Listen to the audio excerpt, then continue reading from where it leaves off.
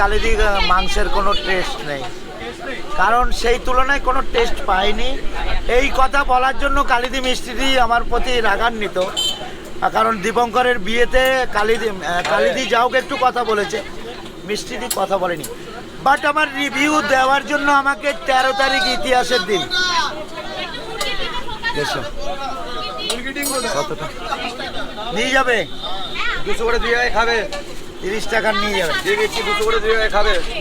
একটু wait, customer আগে। তো কালিদি মিষ্টিদিকে বলছি, কালিদি ওই সেই চাঁদ পাড়াচ্ছে, ওই বলা যাবে না, তারা মা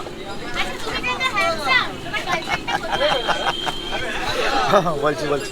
আচ্ছা 200 করে 2 জায়গায় আলুর দম দিয়ে